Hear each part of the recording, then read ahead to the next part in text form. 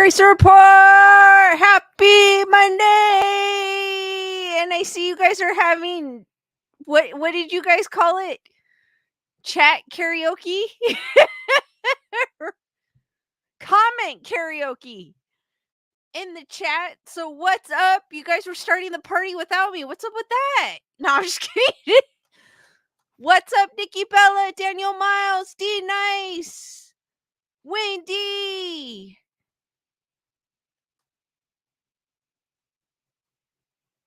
I saw Jennifer Marie. Tammy. Let's see. As I scroll down. Sorry, guys. Aaron Cooper, what's up? NJS55. How's everyone's going? How is everyone's Monday going? Even though we're more toward the end of it. But how was your Monday? We got a lot of rain. It rained all day here. D-Dice goes, excuse our singing.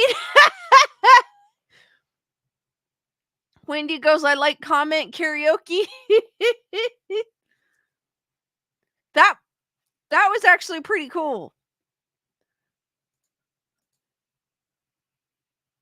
Chris, what's up? Had a pretty smooth day at work today, so it wasn't too bad. Just a lot of rain. But I didn't mind it. I like the rain. Bernadette is in the house. What's up? Jennifer Murray says I should sing some of the comments. Tammy goes, cold but raining in the morning again. I think it's supposed to stop, or it stopped raining sometime already. I think it probably stopped raining. When I got home, it was still raining. Wendy goes, 40s here. It's a heat wave.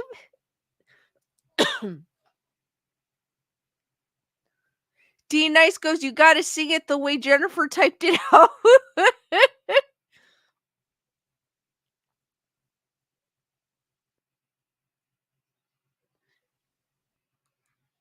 I don't know, because some of those songs I was trying to figure out.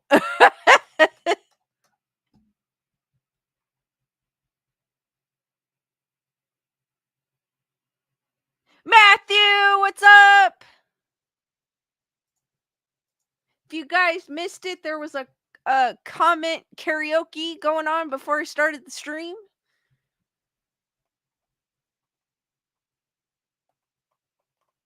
They want me to sing the comments.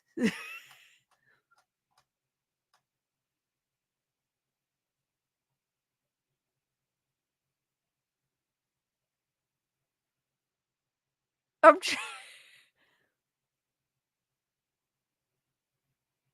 like reading the comments. I'm trying to figure out. Is it me you're looking for? No, I'm just kidding.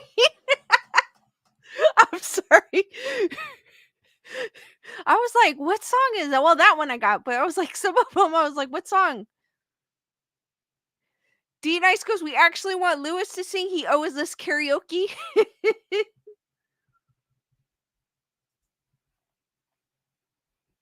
There, I sang.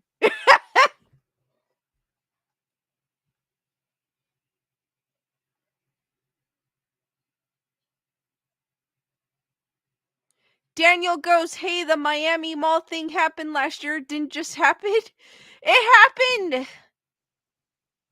Yeah, it happened in December. A couple weeks ago was last year. Thank you, D Nice.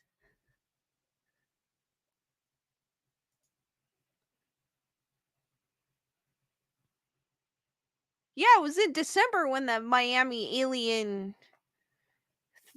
Wasn't it? Or was it early? I don't know. I lost track of time. This month has been going by quick.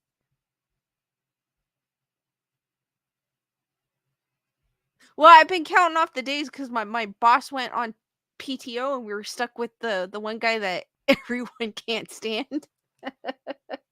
So I've been counting off the days.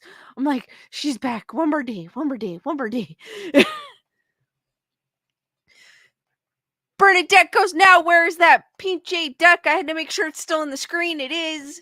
Guys, the skeleduck is somewhere in my background. Just remind me at the end of the stream, I will show you his location.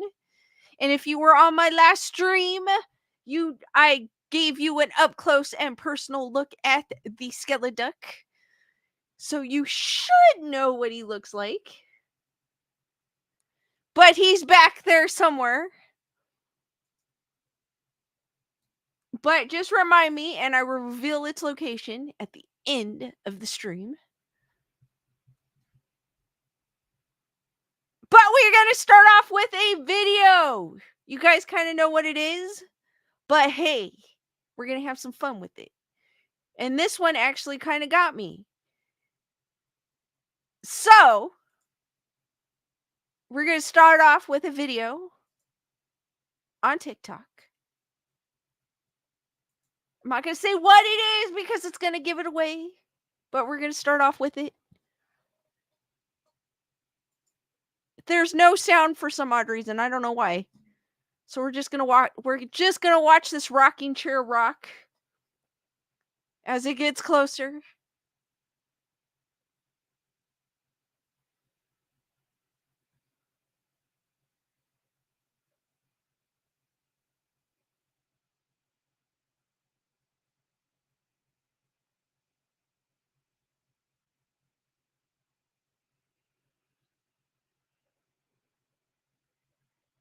It's a nice chair. Employee! You know what? To be honest with you, I saw this and I forgot that it did that. And I jumped.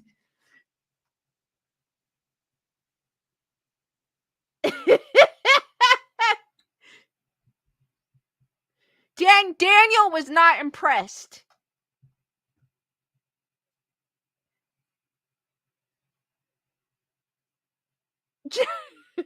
Jennifer Marie almost had a heart attack.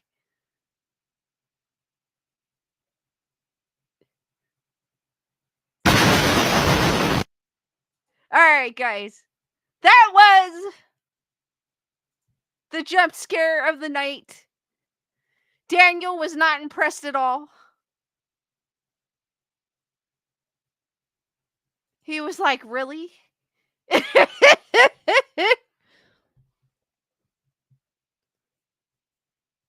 That's probably why it has no sound, but hey. That's TikTok for you. It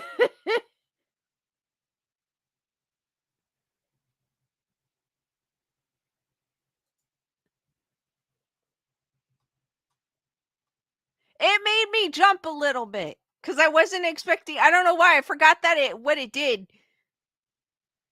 D-Dice goes, I had my volume up.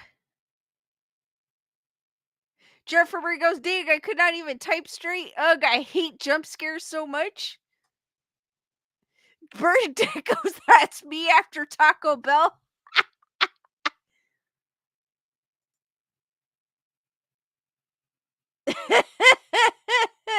I think that's everyone after they eat Taco Bell.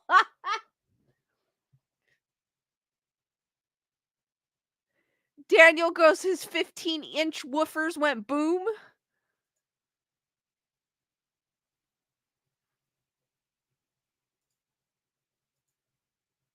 Zero Ortiz, what's up? So we're going to get into the very first topic, which is they want me to buy a Samsung watch. Hold on.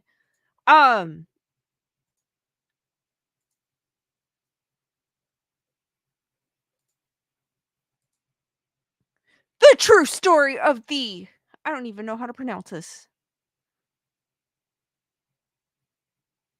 Dyatlov Pass mystery and the chilling potential explanation. For over half a century, investigators and amateur sleuths have puzzled over the bizarre deaths of 9 Soviet hikers in 1959, but the solution may be tragically simple. In January of 1959, 9 young skiers went on an adventurous hiking trip in Russia's Ural Mountains. The hikers, many of whom were students at the Soviet Union's Ural Polytechnic Institute, were found dead the next month. Their mysterious deaths would soon be known as the Dyatlov Pass incident. Have any of you guys heard of this? The Dyatlov Pass incident. Matthew has heard of it, seen it on TV. Chris Barber goes, it was a Yeti. Daniel goes, and now back to ghostly karaoke.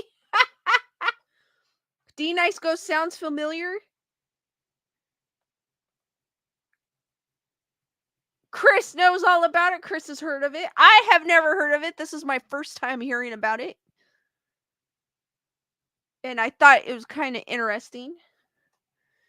Only photographs of their final days, a confounding scene at their campsite, and bizarre autopsy results were left behind. The Dyatlov, I don't even know if I'm saying it, I'm probably butchering, Pass incident has since become a plentiful source of conspiracy theories which range from government secrecy to paranormal phenomenon, and for good reason.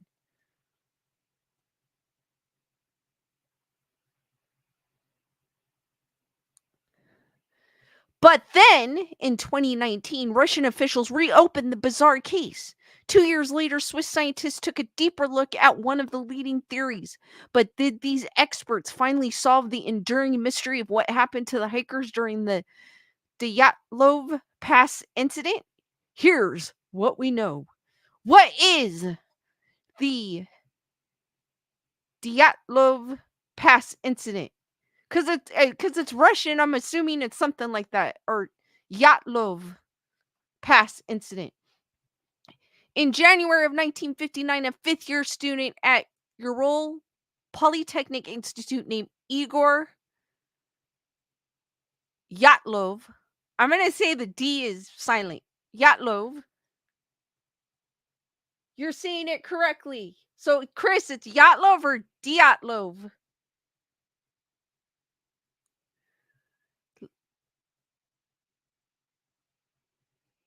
Led 7 young men and 2 women on an expedition to cover 190 miles in 16 days across the northern Ural Mountains. One young man, Yuri Yudin, dropped out of the trip early on due to illness, a move that ultimately saved his life. Just imagine knowing that you were going to go on this trip and you had an illness and didn't go, and then everyone did not survive. Wouldn't that be Dyatlov? So the first time I was saying it was correct. Thank you, Chris. D Nice goes, oh, that picture rung a bell. I remember reading about this. They intended to reach a village called Vizhe. There, they would make contact via telegram after the conclusion of their journey. But that never happened, and a search party for the missing group embarked on February 20th. What the search party found 6 days later baffled them. A tent that had been sliced open and the nearly naked dead bodies of hikers Yuri Doroshenko and Yuri Krivonischenko over a mile away. 3 more skiers were found dead a few days later, including Igor Dyatlov.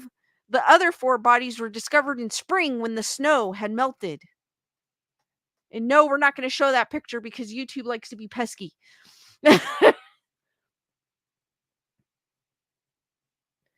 Zero Ortiz goes, they came across Krampus.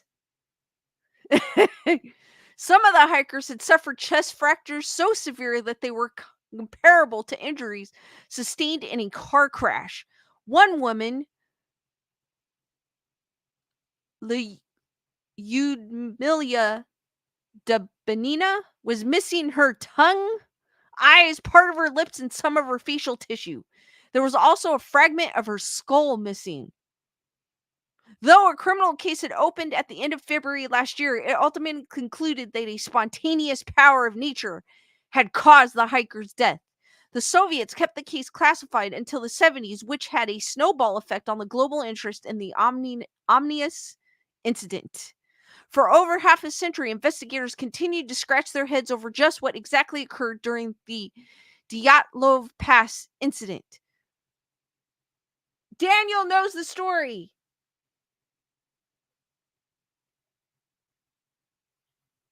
D Nice goes, that's freaking crazy. Why Russia reopened the investigation into the Dyatlov Pass incident. In February 2019, the investigation into the Dyatlov Pass incident was reopened in Russia.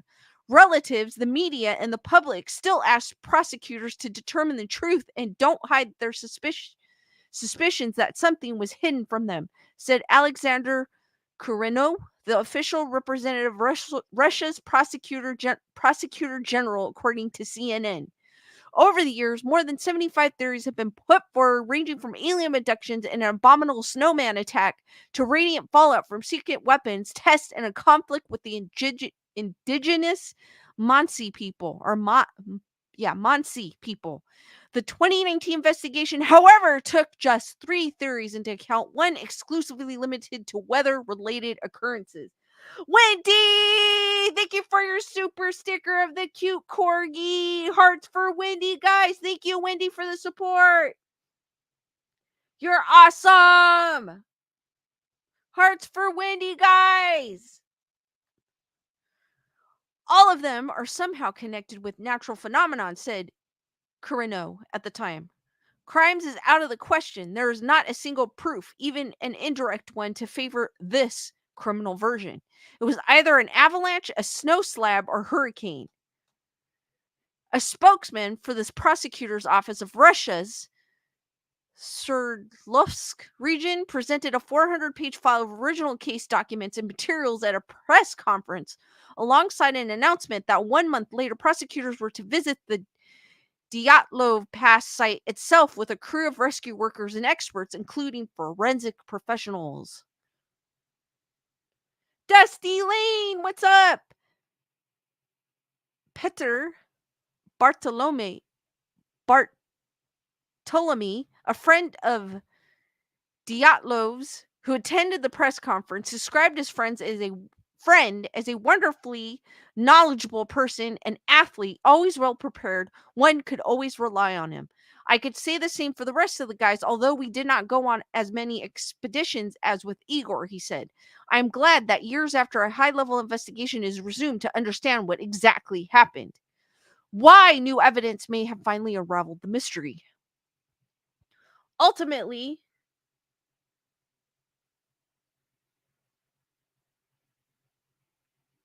yes, Daniel. Ultimately, according to Live Science, he was asking, is this the same story where they wandered away the tent nude barefoot? Yes. Ultimately, according to Live Science, the federal Russian investigation in 2019 and another federal investigation in 2020 concluded that a slab avalanche, which involves a slab of snow breaking away from a deeper layer of snow and sliding downhill in large block-like chunks, most likely sent the 9 doomed hikers to their icy graves in 1959. And in 2021, a study that was published by 2 Swiss scientists in the journal Communications, Earth, and Environment offered a scientific explanation for this leading theory. The theory had actually been suggested for years, but some people have remained skeptical of this explanation. A snow avalanche hypothesis was proposed among other theories, but was found to be inconsistent with the evidence of a lower than usual slope angle, scarcity of avalanche signs, scarcity of avalanche signs, uncertainties about the trigger mechanism, and abnormal injuries of the victims, the study author wrote. But as they went on to explain, they may have actually been evidence of a slab avalanche at the scene, which could have formed from the wind causing snow to accumulate on a slope near the hikers' campsite. The study identifies a combination of irregular topography, a cut made in the slope to install the tent, and the subsequent deposition of snow induced by strong katabatic winds. That may have led to the slab avalanche, creating severe yet non-fatal injuries to the hikers before they died of hypothermia. This would align with the autopsy results as well. In theory, the avalanche fell upon the hikers while they slept, forcing them to flee their tent in the cold night without much warning, which could explain why their bodies were found in various states of undress, with a litany of strange injuries. We do not claim to have solved the Dyatlov Pass mystery, as no one survived to tell the story. Lead study author Johan Guam told Live Science, but we should show the plausibility of the avalanche hypothesis for the first time. To put their theory to the test, the team created a simulation based on weather reports from the time of the incident to show how the avalanche would have come down on the hikers. And since the hikers were presumably lying flat on their backs while sleeping, a sudden slab of snow falling on them could have caused severe but non-lethal thorax and skull injuries. Of course, this was all still just a theory, but it was the first time a truly scientific explanation had been put forward regarding the the Dyatlov Pass mystery that actually held up against counter-arguments.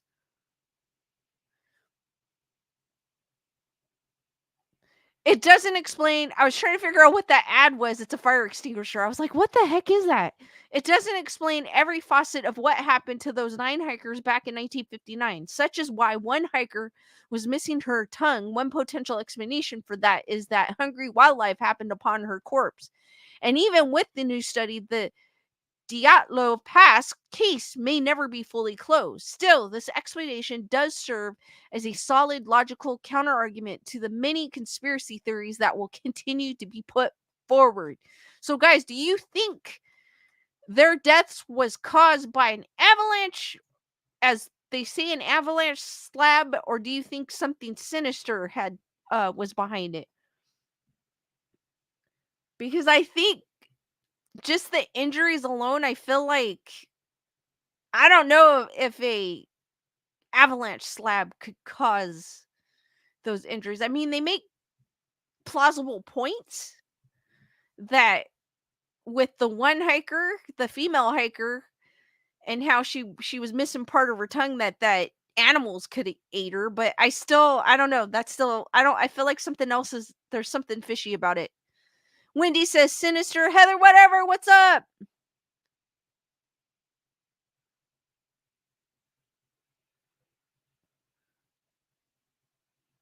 D Nice goes, I forgot if there was ever a toxicology report.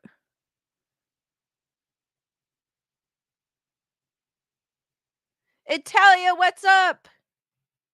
Chris Barber goes, not an avalanche. Kyle, how's it going? I don't think it's an avalanche. I don't know. When I read the injuries before I even read about, their theories, I was like, it's not an avalanche. Daniel goes, at least the photos were black and white. There was a photo on that article, but I passed through it. Italia says, definitely no avalanche. Zero Ortiz goes, never go camping. Again, too many scary things happen in the woods.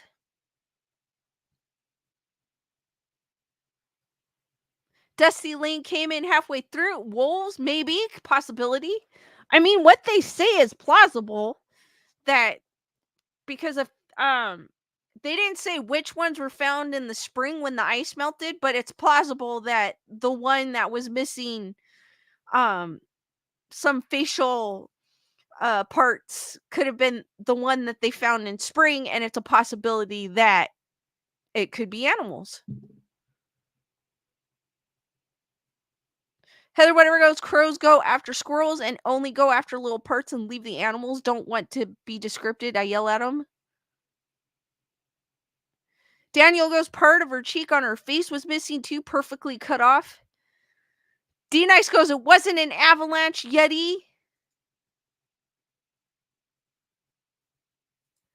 I don't think it was an avalanche, and I think it was something else.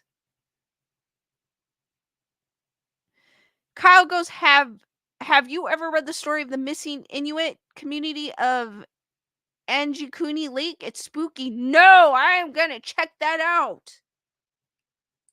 Let me write that down. That sounds interesting.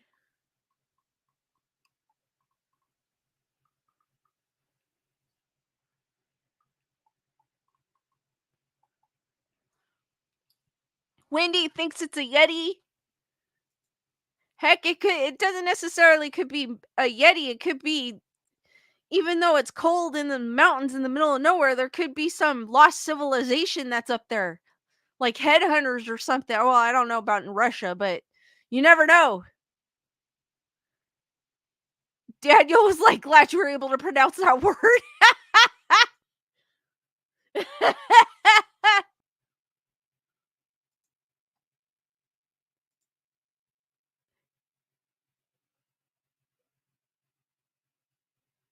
Oh, I heard about that, Heather. Whatever. We had a deadly avalanche last week. They scare me. Icky way to go. I heard about that. It made the news, and I automatically thought about you, Heather. Whatever, because I know you're up there. D Nice goes kind of like the village, right? Yes. There could be some lost civilization up there that no one knows about. Headhunters or cannibals. You never know. I know it's in the middle of nowhere and it's cold, but there's people that survive in those conditions, believe it or not. And then what Daniel said, like the cuts were, which it didn't say in this article, but the cuts were perfect. Daniel goes gnomes, which wouldn't have been done by an animal, because animals usually it'd be uh jagged. Kyle goes, in the Soviet Russia, mountains eat you. Heather whatever says trolls.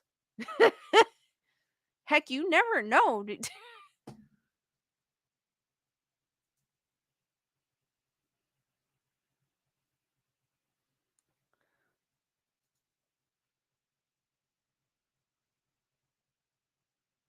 Nice goes, people escaping civilization and having a blind chick fight off hikers. You never know. There's people that way, that they're so isolated that, because up there you're probably like super isolated, and maybe it was like just a one person, and they're so isolated that they're losing their mind. It could easily be that, but we will never know because no one survived it.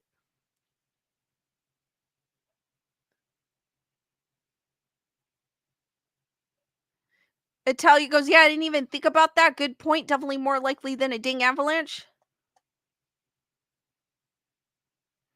Chris goes, there was actually a tribe near there that considered the area sacred. Daniel goes, lower story creatures are real. Heather, whatever they think, you're DoorDash. Zero T's, I agree. You never know what's out there. You don't.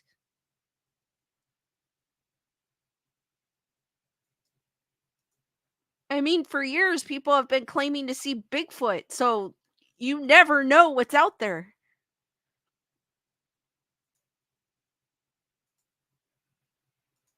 But I like their theory, definitely, but I still feel like there's something else behind it. But I feel like, of course, they're gonna go about it with a scientific explanation, because there was no survivors, there's no witnesses, there's no story, so they're gonna go with the best one that they can think of without scaring the public. Because I guess if you say like there were these mountain men out in the mountains, that would probably, scare the crap out of people, but it would make a great story.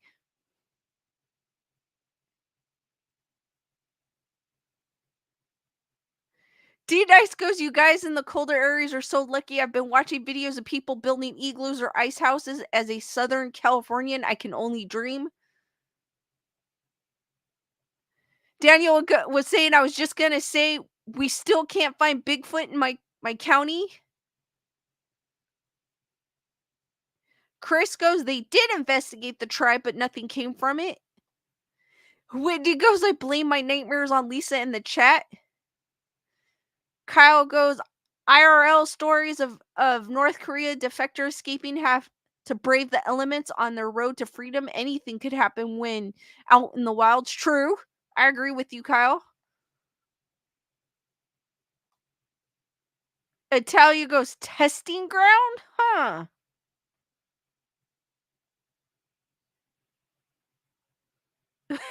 Everyone in the cold is like going, phooey. Bernadette's like, I hate the snow.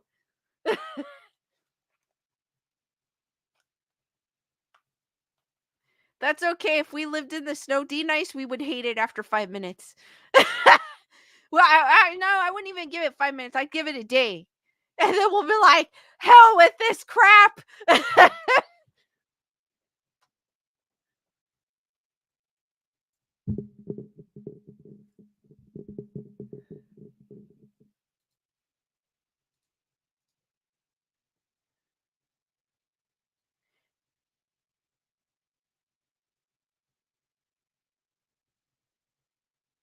Wendy goes, "So pretty when it falls, sucks to live in it."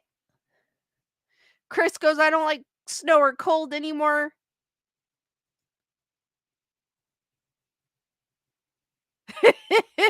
D-Nice goes, "Mammoth, yeah, I wanted to go home on the 3rd day." Diane found the duck.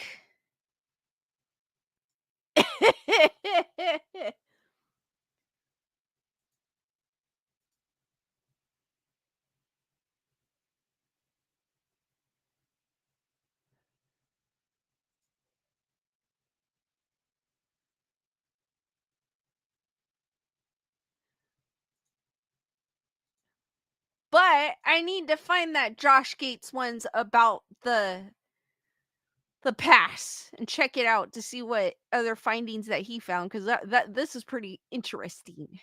Interesting. Hey guys, have any of you heard? I kind of found this just by out of nowhere. Have any of you heard of a witch's crook? I never heard of it. I don't know how it popped up in my search engine, but it did. And I thought it was pretty interesting. And I wanted to share with y'all.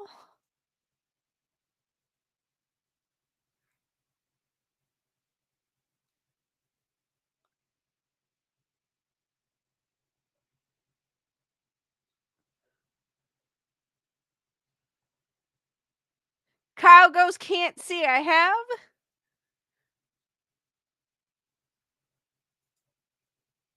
So this one, I won't read the whole thing because it goes into, because it's from a chimney company. Well, I kind of gave it away.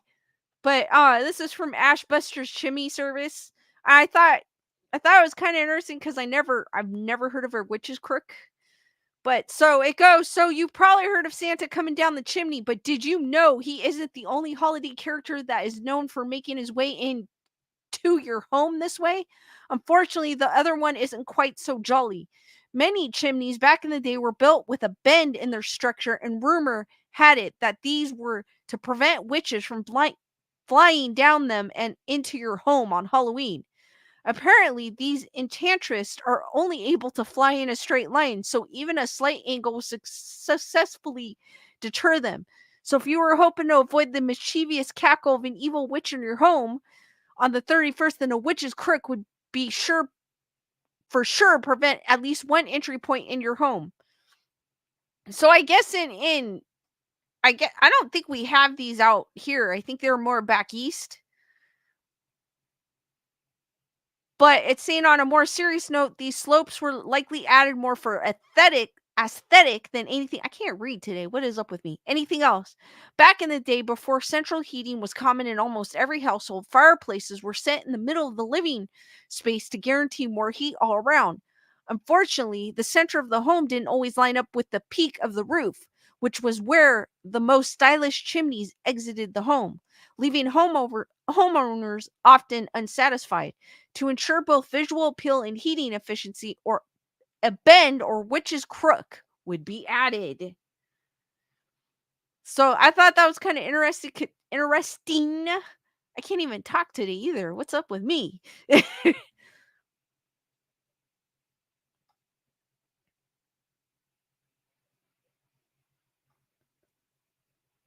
Bernadette goes, I thought it would have been the Grinch. Heather, whatever goes, Santa forgot my pony again. Daniel goes, the duck has been located. Lisa Boo, what's up? D Nice goes, that was interesting.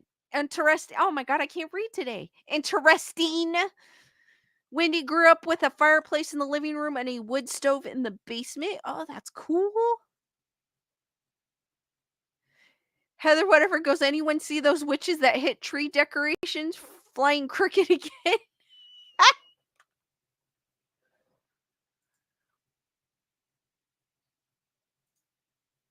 But I think that's more commonly back east than here, because I was like, I have never heard of that. But I thought it was something interesting to share with y'all. Zero T's goes, back then they believed in witches a lot. They did. They did. They were more, and also too, they were more open to the spirit world than they are now. I feel like it back then, because they just used spirit board like it was like a casual thing to use back then. Kyle, Kyle goes, use small words today, people. I can't even read your comment. Oh, it's been a long day.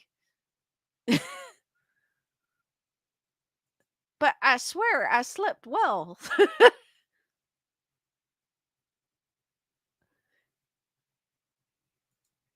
I'm like, blah, blah, blah, blah. I'm all tongue twisted today. And I'm seeing triple.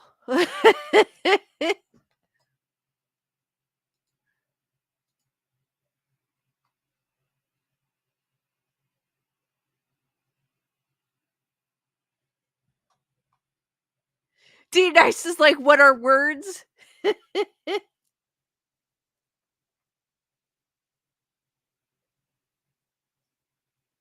Thank you, Italia. If you guys haven't smashed that like button, please do so when you get a chance. Heather Whatever goes, you need a day off. I had a day off yesterday.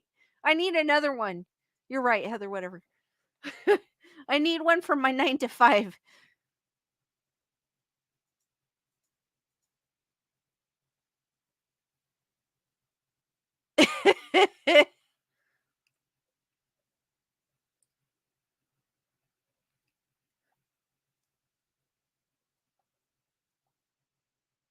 Thank you, Heather Whatever, for your PayPal. Snow cones, hearts for Heather Whatever. Thank you for the support. You're awesome. Bernadette saying, can I say this? Supercalifragilisticexpialidocious? Yes. Zero Ortiz is asking how many.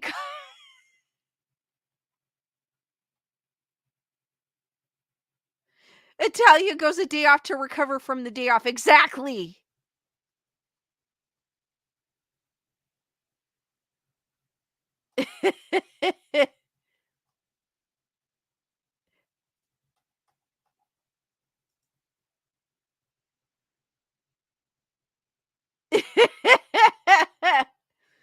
I guess I'm not too tongue twisted. I still was able to read that. Just don't give me any more tongue twisters. I'll be fine. All right, the next article is from Coast to Coast. I think it is Coast to Coast. Thai family believes toy taken from temple caused paranormal activity in their home. That is a beautiful temple. A family in Thailand says that they experienced unsettling paranormal activity in their home after their son took a toy that had been left behind as an offering at a temple. The odd case reportedly began when they traveled to the Lam Bao Lao temple in the community of Thai Rue, intending to honor the renowned monk Luang Por Sanit Yashintharo, who once oversaw the site. As is custom, the family brought various items which they left at the location in the hopes of receiving good fortune. However, when they returned from the trip, they discovered that their young son had unwittingly taken an incredible Hulk doll that was someone else's offering, and it seemingly caused chaos to erupt in their home. According to the boy's father, identified as Fun Chai, the youngster suffered a series of strange ailments and accidents, including one incident where his arm was dislocated. Additionally, the concerned dad revealed the boy would frequently burst into tears and chillingly cry out, "Ghost, ghost, ghost." Meanwhile, other members of the family began to see a sizable shadow figure lurking in the residence, which understandably caused them to be terrified. Convinced that the taking of the toy was what sparked the paranormal activity, they returned to the temple this week with the doll as well as additional offerings in the hopes of putting an end to their sufferings. "We didn't intend to take it," Fun Chai said. "We have returned it. Please bless our family with peace." That is crazy. So, guys, what do you think of my tablet froze on me? Honey, 2800! D Nice with the she sells seashells by the seashore. Ha!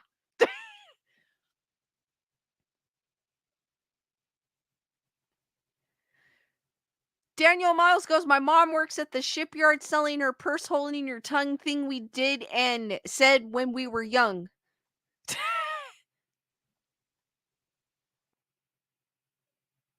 Bernadette goes, "Question, which witch switched the Swiss wristwatches?" Oh my god, that almost got me. Two tiny tigers take two taxis to town. Daniel says, "Say Irish wrist watch." You guys are so terrible.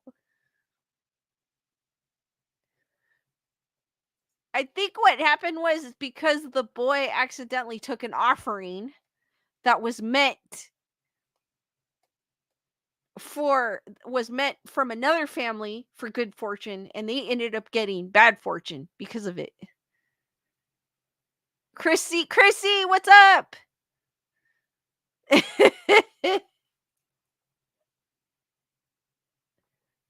What is up with my tablet? It froze. I look like this.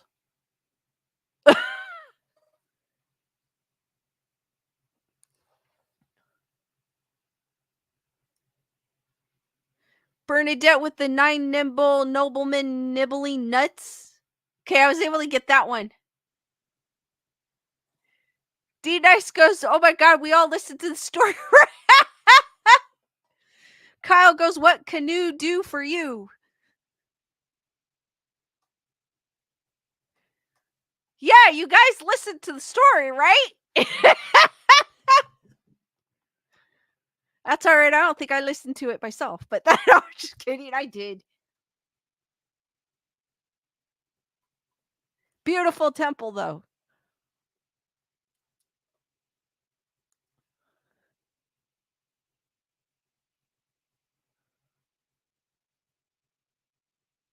Heather, whatever did. So, hey, I had someone that was listening.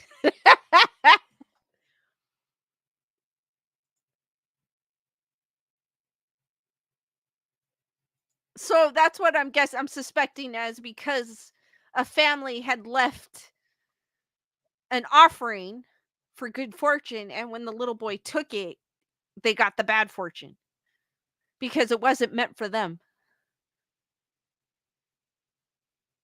Daniel goes, "No comment." But whenever I see pictures of Thailand, there's I always see beautiful buildings, especially of the temples. The temples are amazing.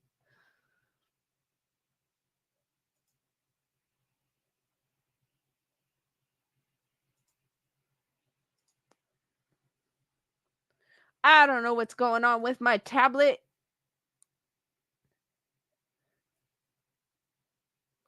Super annoying.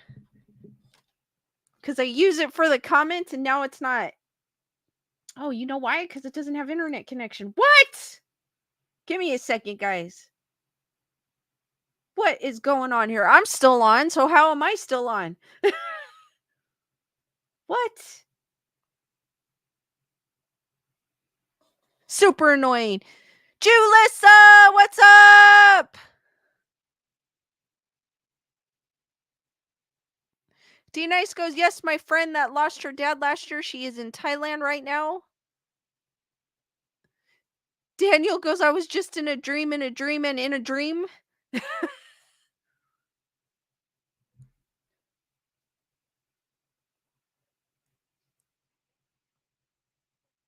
Alright, I think we're good.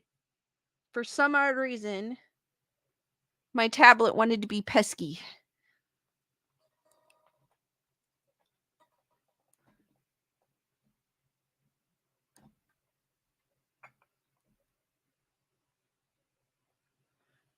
And now it doesn't want to stay up.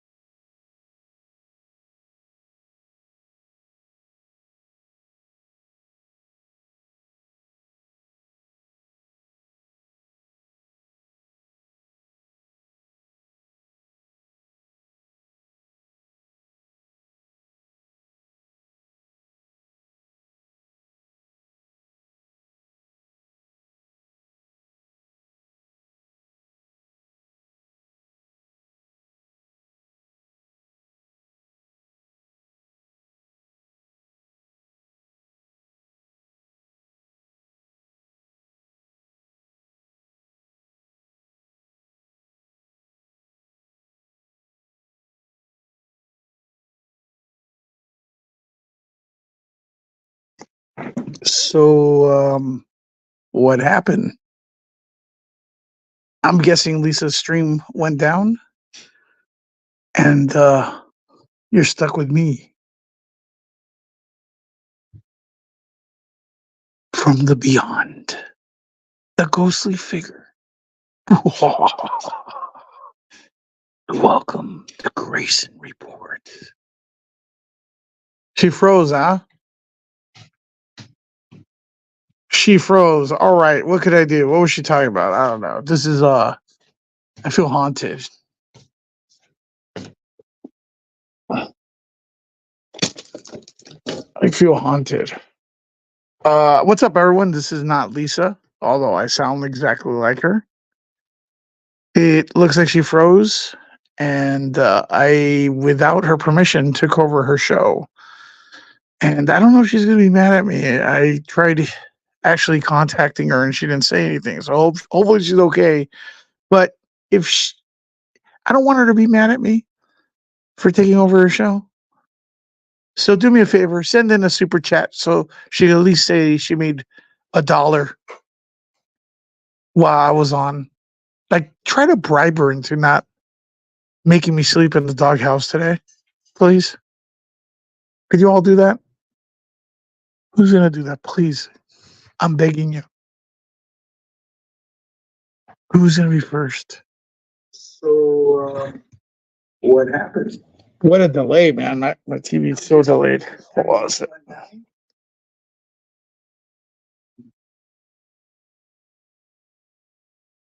She she pulled a ghost.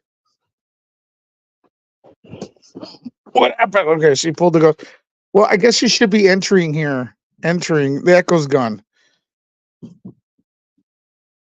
She had internet trouble right before she left. Okay. She got one support right here. Thank you, Wendy, for the support. Hearts for Wendy. Let's see what happens. I unplugged my internet. I hope you don't mind, Lisa, that I took over the show for a bit. Give her a second. She unplugged the router, so I've taken over the show. I guess I have her approval.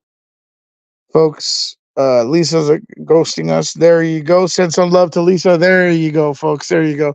And D Nice sends in a super chat. That's okay. She lets me go. Sing for us, not Lisa. I can't sing. Yeah. Hey, listen. We're gonna be first of all, let's say thank you to D Nice for that wonderful super chat. Thank you, D Nice. Check it out. So we're planning to do a few trips, folks. A few trips. I don't know Lisa's email, so send the haunted place. Maybe we'll start in California, like in LA. Think of a haunted LA location you want us to talk about, and send an email to nerdreport51 at gmail.com with your suggestions. What place would you like us to go and visit? What haunted place we could be on location? And look, this is what we're gonna do. All right, this is what we're gonna do. If we see some supernatural entities, we will document them. We will let you know, but we will never exaggerate. We will never make up anything, which means we'll probably have less views than most, but we're not gonna lie to the audience. You know what I mean? We're gonna be we're not gonna pull your leg. So we'll go to those creepy places in Los Angeles, and we will not exaggerate what we see. If we see a ghostly entity, I came. It came back for a second there. I didn't think it was gonna come back. all right, Lisa, you got it. Yeah. All right, so yeah, it's a good show. Show the love to Lisa, man. Show her some love, folks. She works very, very hard for this and stuff. And right now, it's a very slow period on YouTube for all of us and everything. And she works her butt off. She honestly, she takes this. She's better disciplined than I am, honestly. So I'm learning from her. So show her some love by watching her a lot, sharing her stuff and everything, and just participate. Let people know this is the weirdest haunted channel on YouTube. Lisa, I'm gonna go now.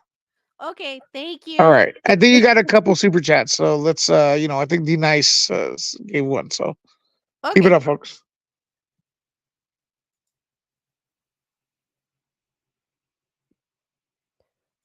Thank you, D Nice, for the super chat while I was disappeared. Hearts for D Nice, guys. D Nice goes, if I go to the Queen Mary with y'all, I will reenact what happened to me on the ghost tours. You down?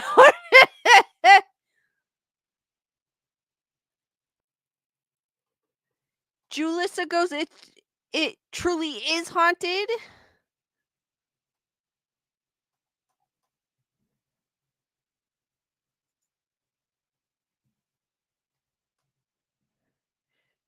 Alright, guys, where was I? Oh, yeah, that's right. My tablet was giving me trouble. I should have known that was the first thing. But hopefully I reset it. I turned my router on and off, so hopefully that does it. It's probably because of the rainy weather we've been having. Zero T's, you scared us, Lisa. I'm sorry, Zero T. Even my tablet's behind. Like, way behind. Alright,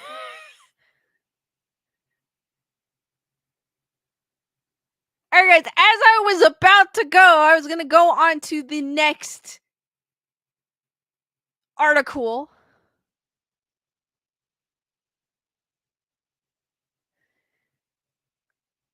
D-Nice goes, for those who don't know, I did not listen to them when they said step away from the rails.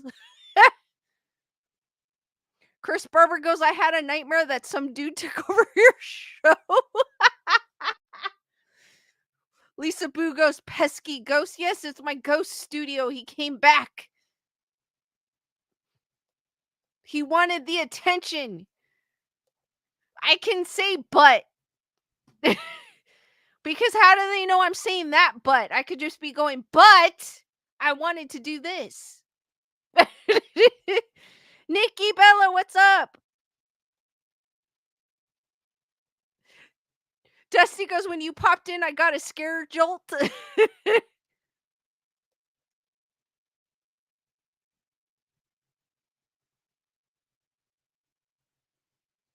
But at least it goes to my, now I know what it does when my camera, it goes to the creepy background, so that's good.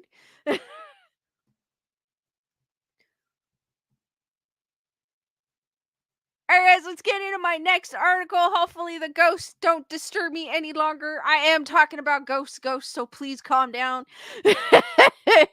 It's not aliens. Oh, I shouldn't have mentioned that, but so this next article is about the Titanic.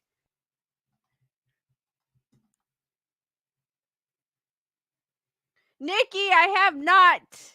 I need to. Are you guys familiar with picnic table number 9 at Griffith Park? Before I get into this article, you know what? Hey.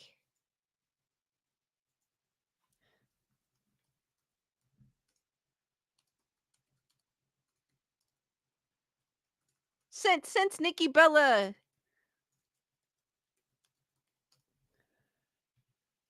it's actually 29.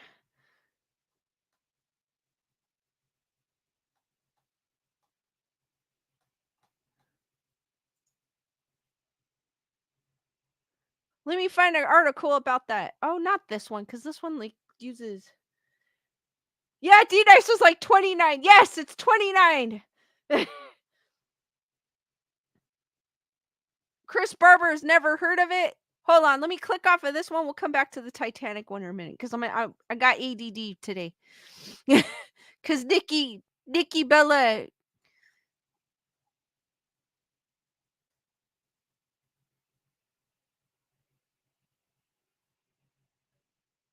Hold on. Give me a second, guys. Because this one, I'm doing this one on the fly.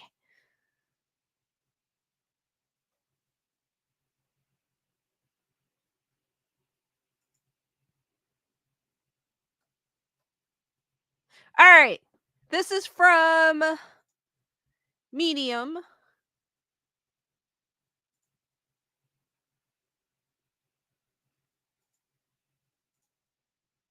And since Nikki Bella mentioned picnic table, so we're going to go into this. I think the only time I think I mentioned this was when I hiked the. I don't think I mentioned it any other time, but when I hiked the old LA Zoo. And this is from Medium, and it's picnic table 29 is haunted. The haunted picnic table at Griffith Park. On October 31st, 1976, 22-year-old musicians Ran Garrett and his girlfriend, 20-year-old aspiring actress Nancy Jensen were at the picnic table number 29 at Griffith Park when a tree fell on top of them, crushing them to death. Their remains were cremated afterwards and scattered on the table and around the area where they had died in each other's arms. City officials ordered the cut down and cleanup of the tree after their passing. One city worker said that when he was cutting the tree, for some odd and eerie reason, he was coming down with the fastest flu he had ever felt. He tried to shake it off and do his job, but every time he would start up his chainsaw, he would hear a strange voice telling him to leave us alone. One worker who agreed to a $500 bet to cut the tree down after dark was found dead the next morning. What? The blade of the chainsaw that he was supposed to use was found next to his body, bent in a U shape. Many park workers have been told to leave the picnic table 29 alone till the day the tree and table till this day the tree and table hasn't been removed, and despite the incident that happened was 45 years ago, the tree hasn't rotten and is still intact. How old is this article? 21.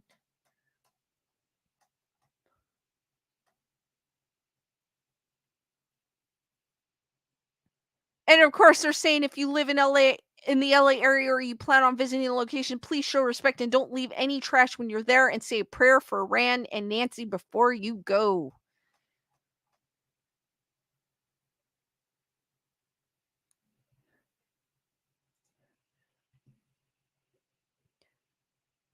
Thank you, Italia, for dropping by.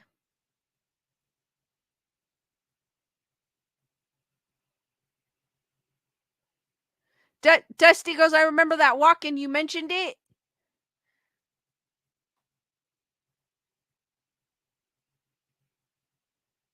Heather, whatever goes, that happened to me in Hawaii. Well, 1 minute very sick the next. Matthew goes, he's heard of it. No, I have not been there. I've been wanting to go there. It's just time restraints, but I'm hoping to check that out.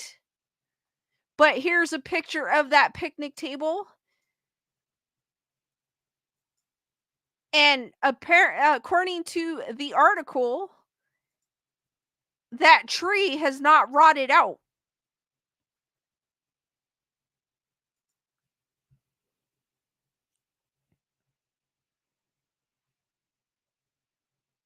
But what that I guess they were trying to get busy on the table when the tree fell on them and crushed them. That's what I know of it from from reading it on another article. It is sad. I feel like it's sad. They were so young.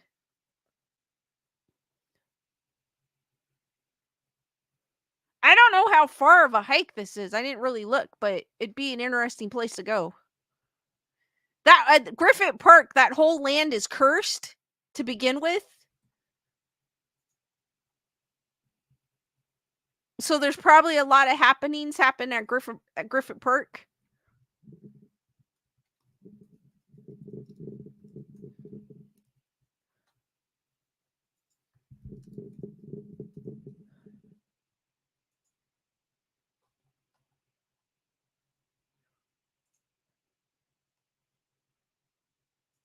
So I feel like that whole place, no matter where you're at, you're going to feel something because of the curse. And have you guys heard of the curse? It's not that dangerous there, Heather, whatever. I've been there several times. Not to hike though. Just that one time when I went to the old LA Zoo. But I've been wanting to go hike there when the weather gets better. D Nice goes, Griffith Park is 4,210 acres.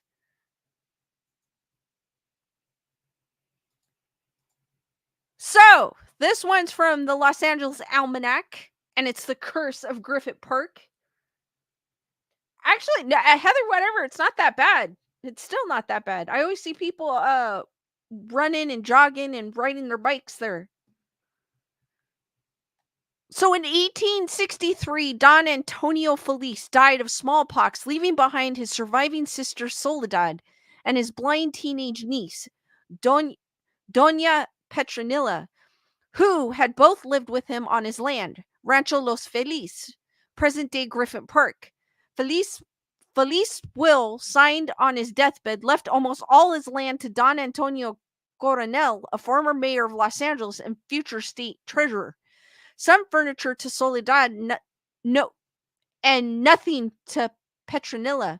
The story relates that Coronel and his lawyer, Don Inocante, were believed to have dishonestly obtained the dying Felice's signature on the will. So Petronilla cursed the land, Coronel, Inocante, and the judge who upheld the will. Inocante later ended up being shot and killed. YouTube, you did not hear me say that. In the years that followed, a series of disasters struck subsequent owners of Rancho Los Feliz. Coronel's widow and inheritor later remarried, only to end up in a bitter divorce that wiped out most of her stake in the land. Later, owner Charles V. Howard was supposedly also pew-pewed down and killed. Owner Leon Lucky Baldwin suffered devastating losses to cattle and crops, forcing him to sell the land just to pay off the mortgage. San Francisco financier Thomas Bell, who briefly owned the land, later died in a fall down the stairs of his Sonoma County mansion, allegedly pushed by a mistress.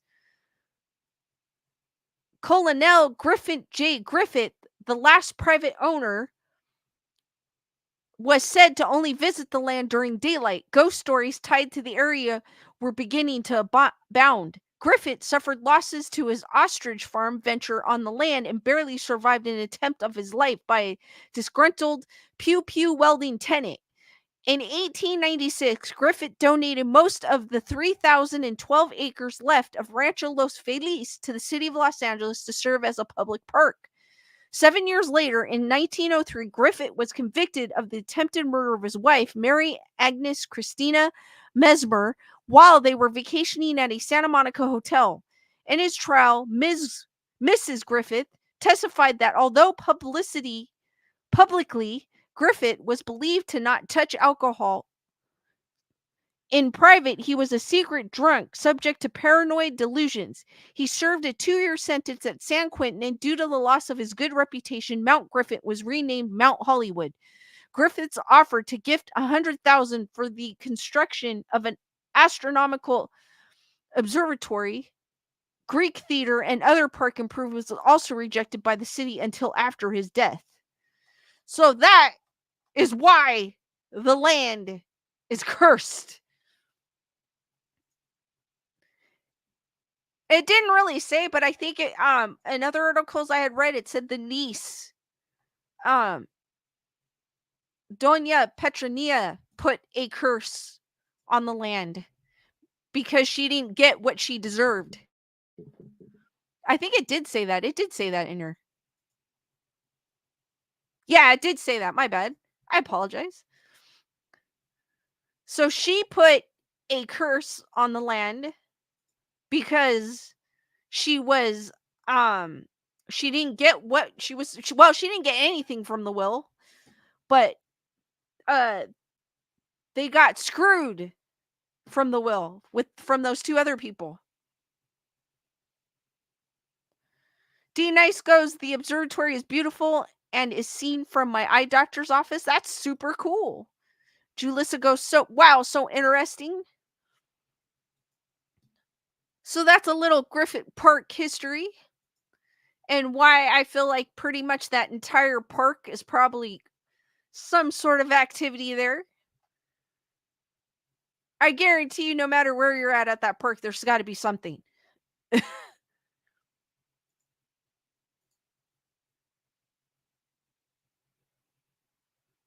They even say the Hollywood sign is haunted as well.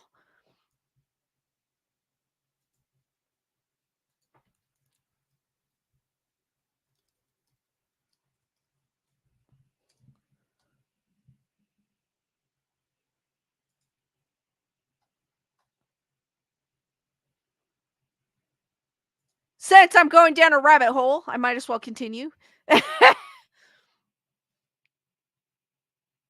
Daniel goes knock knock on the bedroom wall at my music studio setup. I'm actually shaking. That scared me right now. I haven't opened the door yet. Yes, my old motel. I waited to say till after your story. Daniel, don't open the door. You know what that means, right? Do not open the door.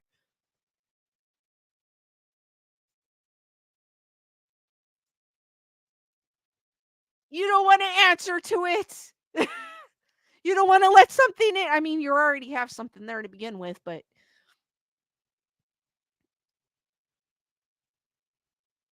Daniel goes, I walked outside both doors, front and back. There's nobody around here for at least a house wide. Wow. It's probably the past residents as what you had said um in my past video. Daniel goes, I'm alone. I have not opened. Thank you, Daniel. Please do not open the door.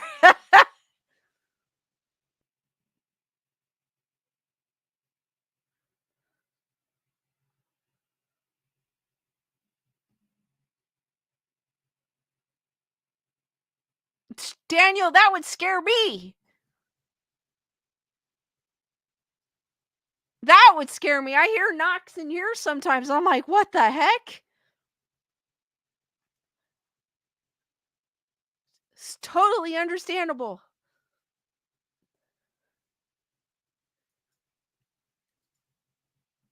As I was saying, since I'm going down a rabbit hole, Honey 2800 goes, don't answer knocks if you think you heard something. No, you didn't. I was watching, what was I watching? It was an Eli Roth show on Max. And I guess she was living in an apartment. It was the first time, and she had roommates. And she heard knocking on the wall, and she knocked back. And she paid the consequences for knocking back. So do not knock back or open the door.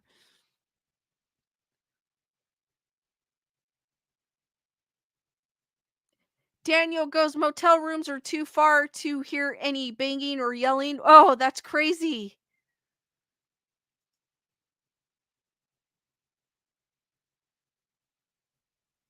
And then Wendy saying little girl voices in the attic at her cabin. What?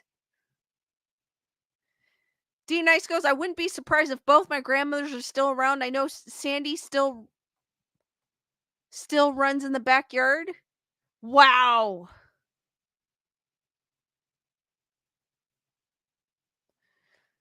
D Nice goes, the knocking on my walls or the water heater on the other side. I know it's nothing. I have, well, the wall to the left of me here. Well, it's the left of me. I think it looks like the right on your side. Um, it's facing the outside. Daniel goes, it was like a foot from me. Knock, knock. Woo! That would scare the crap out of me.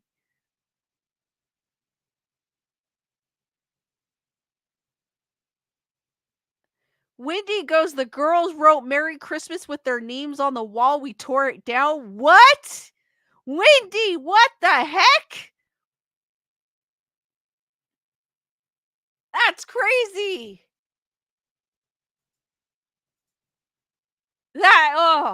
That's scary.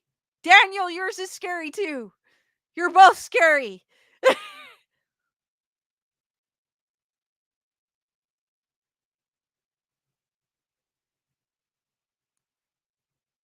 Wendy goes, the cabin has history. Super crazy.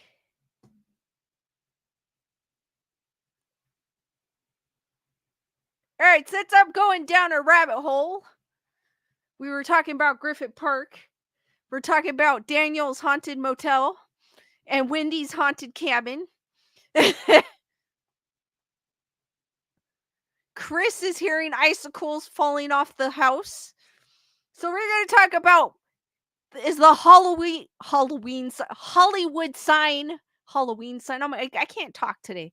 Is the Hollywood sign haunted? Since I decided to go, and this is all, I had not had this plan, so why not? Let's do this. I was going to talk about the Titanic, but we're down a rabbit hole. So this is from American Ghost Walks, and it's asking, is the Hollywood sign haunted? Is the Hollywood sign haunted? The world famous landmark represents the larger than life glitz and glamour that goes along with movie magic, but it also has tragically tied up in its reputation. Tragedy dates all the way back to the 30s, so if the ghost is still there, she's been there for a long time. Who was Peggy Entwistle? Entwistle. She was a beautiful woman. Peg Entwistle, photo from the playbill of her role in Just to Remind You. Peg Entwistle went to Hollywood like so many hopeful young actresses at the time with dreams to make it big in pictures. But for her, it was not to be. We'll never know if her career would have taken off or not, because she ended it on her own terms after she was almost completely cut from the film 13 Women. The reason for this was to keep the film more wholesome, because she played a lesbian, which was controversial at the time. Peg Entwistle in 13 Women, courtesy of RKO Pictures. She had thought the role would be her big break and lead to bigger and better things, but after that setback, she never recovered. Despite being an actress on Broadway in the years before her trek out west, after that film, she, along with several other actresses, were cut out of their contracts. What? The circumstances of her death. Before 13 Women was even released, Peg ended it all. She left her home that she shared with her uncle on the night of September 16, 1932, and he never saw her alive again. Peg walked from her home to the Hollywood sign, balanced on the rickety maintenance ladder to reach the top of the letter H before leaping off of it. Her specific reasons and afflictions will never truly be known, but it is suspected that she was drunk that night. Combined that with her apparent depression, and it proved to be a deadly combination. She was found the next day by a female hiker along with her S note, which read, "I am afraid. I am a coward. I am sorry for everything. If I had done this a long time ago, it would have saved a lot of pain. P.E." Since it was only signed with her initials, it took 2 days before her uncle came and identified her. Newspaper stories were written about her heartbreaking death, and it was the story about an unknown woman jumping off the sign that caught her uncle's eye because she had been fascinated by the sign while alive. The hauntings ever since. There have been many sightings of Peg since her death. Gardenia perfume was a favorite of hers, so you will often witness ghostly happenings with the hint of gardenias in the air. Joggers, hikers, park rangers, and trespassers have all witnessed Peg. I like how they put trespassers.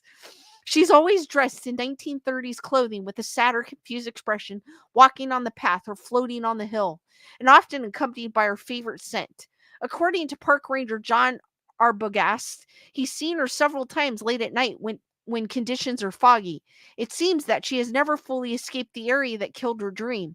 The H that she jumped from even fell over in 1949 and needed to be fixed. Could it have been something to do with her as well? That was a nice. So, guys, what do you think of that story? She was a beautiful woman. D Nice goes, I'm glad I didn't see her when I went. Heather Whatever goes, I love gardenia perfume. Daniel goes, I'm a big boy. I thought I don't blame you, Daniel. That would have scared the crap out of me. Leonore, what's up? That's okay, Daniel. Don't worry about it. D Nice goes, this stream is a total ADH squirrel. Yes, it is. Like from Up. Squirrel.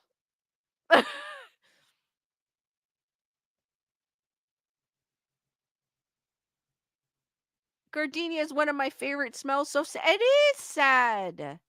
She was a beautiful woman.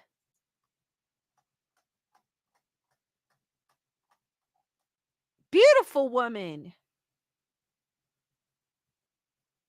And because of her bad happenings, she decided, because of her bad luck, and she felt that role was it 13?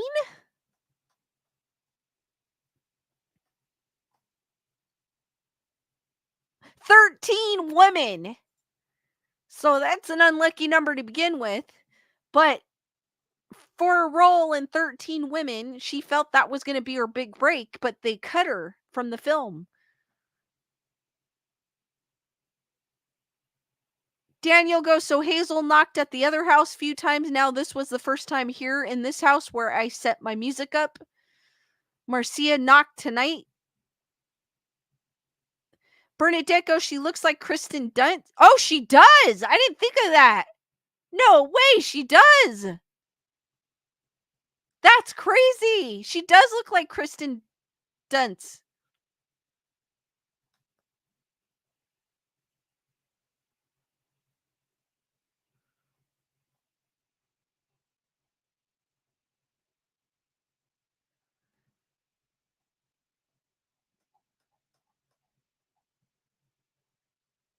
Daniel goes, looks like the blonde lady from King Kong. D Nice goes, possible movie role for Kirsten. Yes, definitely. Heather whatever goes, looks like my mom. Aw.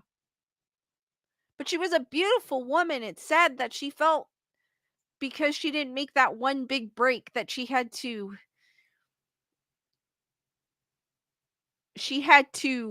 take a leap, unfortunately. Daniel goes the roaring 20s look. Definitely. I like the look of the 20s, 30s and 40s.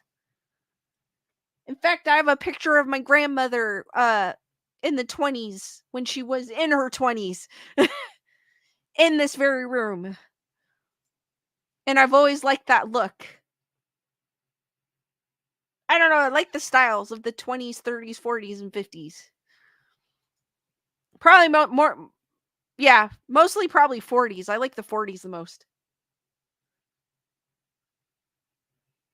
Daniel goes, I didn't want to say flapper. Save that. That's part of the 20s though, Daniel. Chris Barber asks, how tall is the sign? Let me look it up. It's 45 feet tall. The original Hollywood sign was 50 foot tall by 800 feet wide. The current sign is 45 feet tall by 400 feet wide.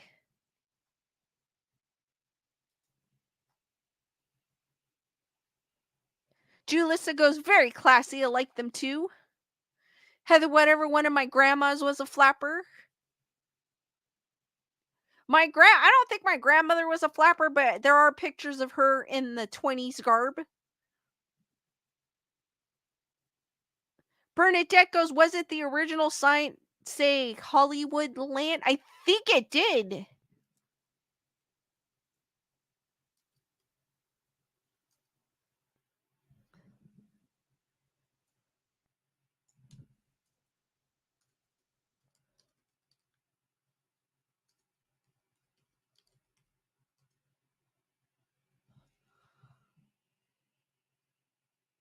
Yeah, originally said Hollywood Land. Because I used to play that game, that video game, LA Noire. And it took place. I love that game. And it took place, you could drive by the Chinese theater too. But it did say Hollywood Land in the game. D Nice goes, total disrespect when the green became legal and someone changed the sign to yes.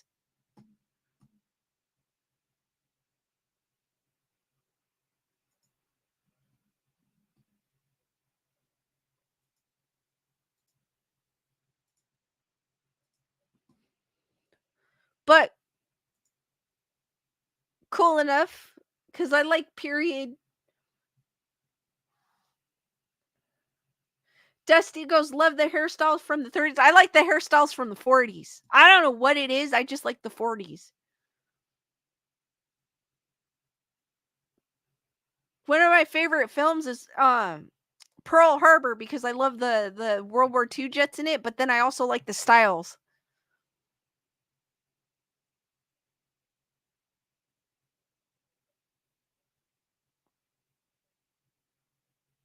Bernadette Echoes, I remember it from the Animaniac.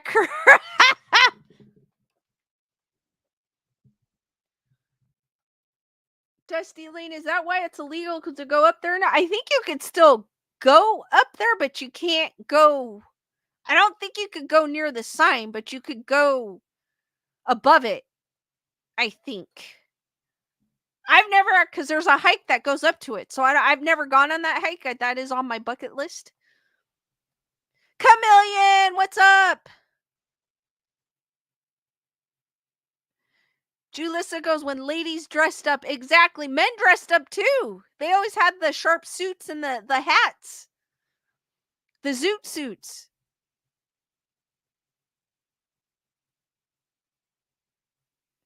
Daniel is trying to debunk the knocks in his studio.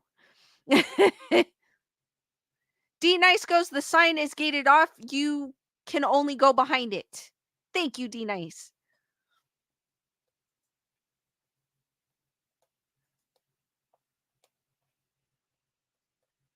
I don't think they want vandals to mess with it too, so that makes sense.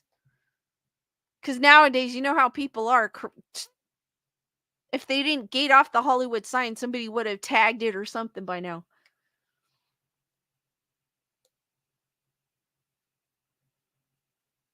Bernadette goes, some of the actors from that time were so hot.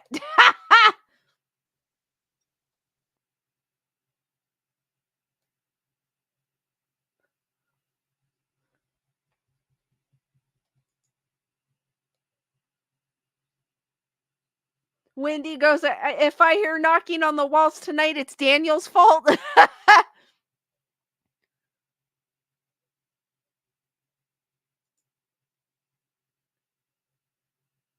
I like the Notebook too, because it kind of had that 40s style in it. It's just a different time.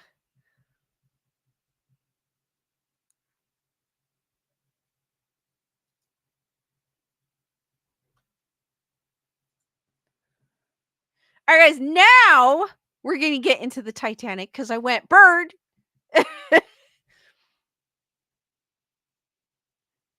Honey goes, look up young Vincent Price. He was major hot.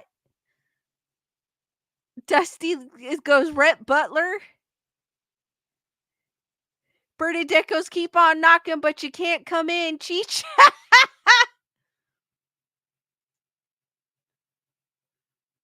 Got one last article to share with you, and then we'll continue the conversation. Before I went down the rabbit hole of Griffith Park. So this is from Green Matters into Legends of Ghost Sightings Abound, a look into the haunted history of the Titanic. Many visitors to the Titanic's watery wreck and the Titanic Museum in various cities have reported ghost sightings. The gist. The Titanic was a massive luxury liner that sank in 1912 en route from England to New York City. Since the maritime disaster, numerous accounts of ghost sightings have surfaced. Ghost orbs near the wreckage and ghost sightings of Captain Smith are among the most common haunted Titanic stories.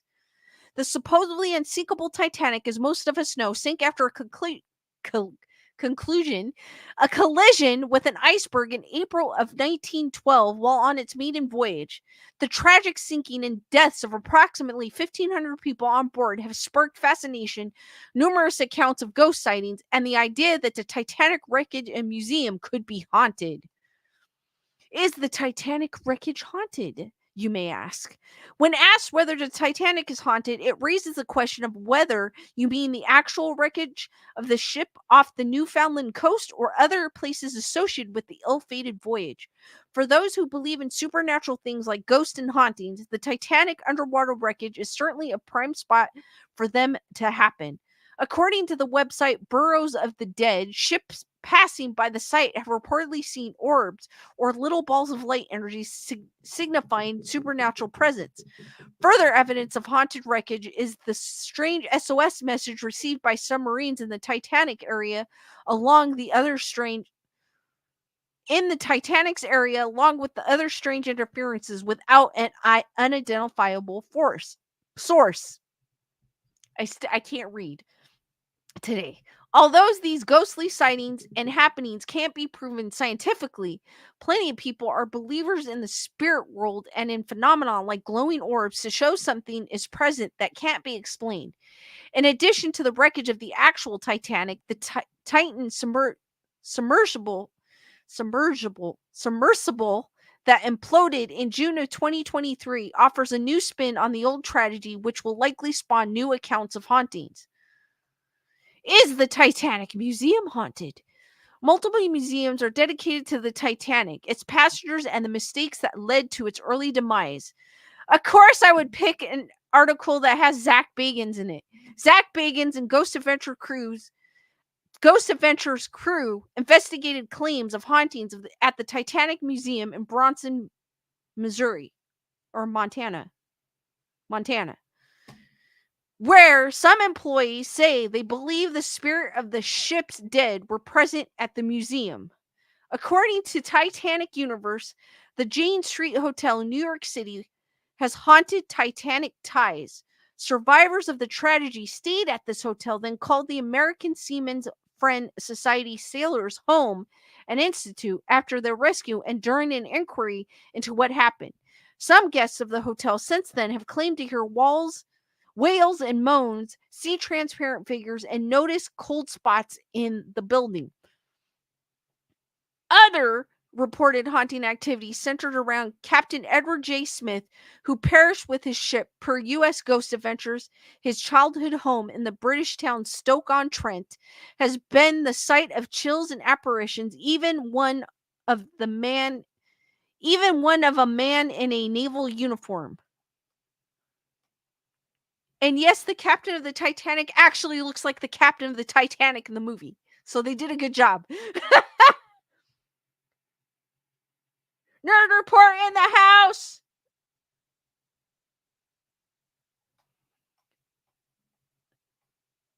And per Burroughs of the Dead, Captain Smith allegedly took a tour of a ship with Second Officer Leonard Bishop on the SS Winterhaven in 1977. Bishop said the man had a British accent and that something was odd about him. And a few years later, when he saw a photo of Captain Smith, he identified him as the man who toured his ship. You believe in ghosts and hauntings if you want to believe in them, regardless of whether there is documented evidence. Whether or not the Titanic's haunting rumors are true, it's certainly a fascinating part of history.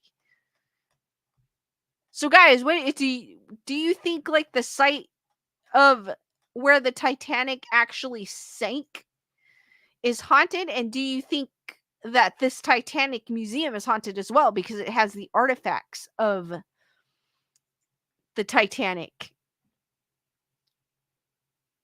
Bernadette goes, I'll never forgive Rose for doing that to Jack. A horse could have fit on that door. Oh, have you seen? There's so many memes for that. There's Rose with a bunch of cats.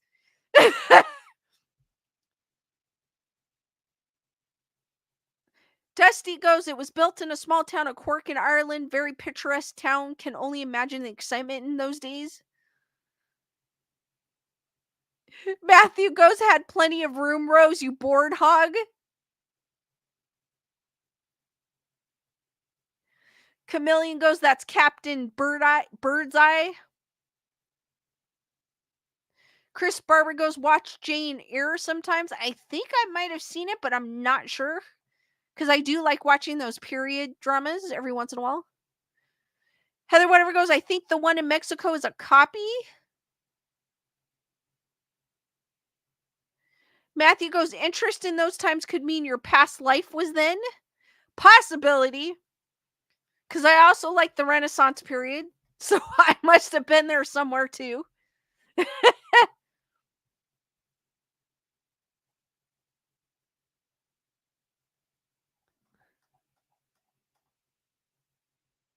Bernadette goes, I think it could be haunted as well as the one in the Luxor. Zero Ortiz goes, can you imagine the tragedy? Oh, I forgot there's one at the Luxor. I saw it when I was there the last time, but I didn't go in. D Nice goes, I wouldn't be surprised if the museum is haunted spirits attached to objects. They say that in the museum that there's fingerprints that go on the window. Like they would clean the window. Like the guy would be cleaning the window and then he'd look back and there'd be like this fingerprint of a child. Like a handprint, not fingerprint, handprint of a child on the glass. Zero T's goes haunted and cursed. I think it could be haunted too. I think objects carry energy as well. And with that many people passing, I be no doubt that they stuck around where the ship actually sank. D Nice goes, I would not want to take a trip to the sink location because now the spirits of those in that submarine will be haunting it. Yes, exactly.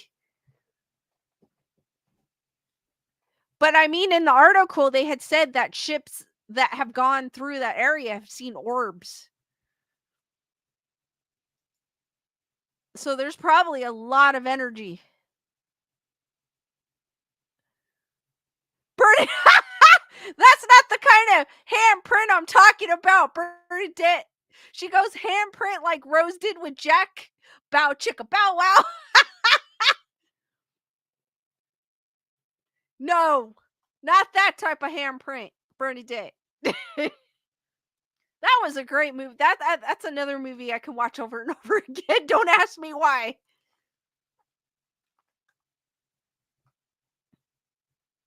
I like period films. I just like, I don't know, something about them. Honey 2800, the Titan submersible imploded in a matter of seconds. They became instant prey. They didn't even have time to fill. No, it was like that. It's sad, but would you guys, if you had a chance and had an invitation to go on the Titan submersible, would you have gone? I wouldn't have gone. Hell no.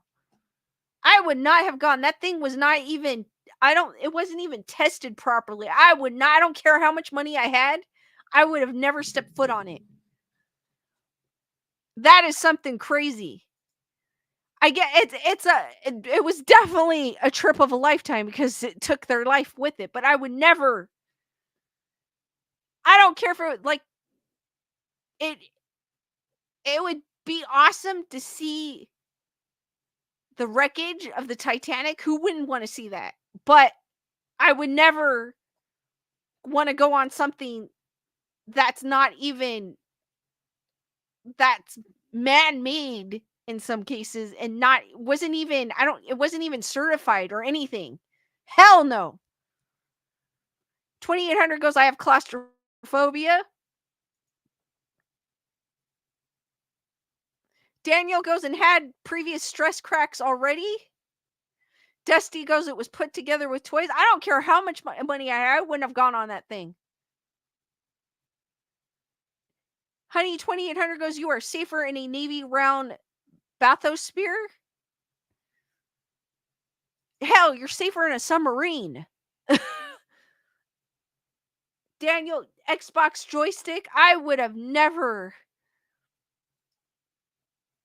And then the person that took it down with those people. I mean, oh my God, I don't care. Even if I built it, I still would not have done it. I wouldn't have trusted myself and I wouldn't put people's lives in danger with it. Chris goes, I feel it's safer driving. I feel it's safer diving to Titanic in a car. Yes, I agree with you, Chris. D Nice goes, if you couldn't survive in a Chuck E. Cheese tube, you wouldn't survive in that. Zero T's is like, no. Matthew goes, not going in a sub unless it was Sequest DSV. Oh my God, I loved that show. I used to watch that show all the time. There's videos of me, there's old videos that of me going, I'm watching Sequest DSV. Heather, whatever, go like, no way, no bathroom, no seats. Yeah, right. Little teeny thing with that pressure. I'm claustrophobic too. I hate small dressing rooms. Just grab clothes. That'll fit.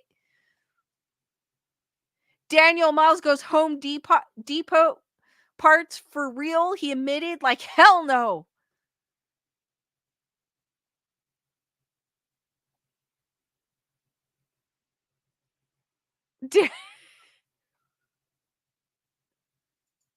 Yeah, like I would have never, I don't care. It would have been, I see what their hype was. It's a lifetime thing to see the Titanic wreckage, but at the same time, I would have never stepped foot in it. And you had, I mean, it was a pretty penny for them to go on that trip too. So hell no. Wake Shapeberry, what's up?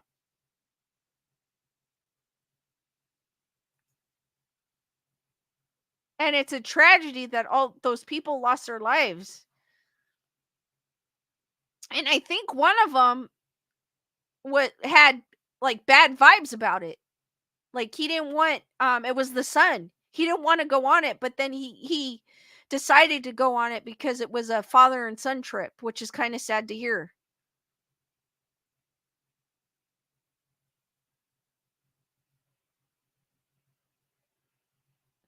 Zero T's goes, the guy from Expedition Unknown went down on a sub. He said it was creepy and scary.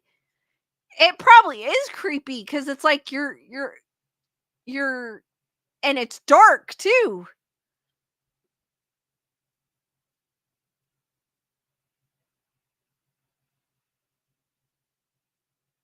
D nice, I've been to the Queen Mary. It is awesome, but I haven't gone. The last time I went, I think I was in high school or something. No, it was before then. No, I was younger than that. I think I was still in elementary school. What? Wake Sheepberry, pesky YouTube. He did not get a notification. What?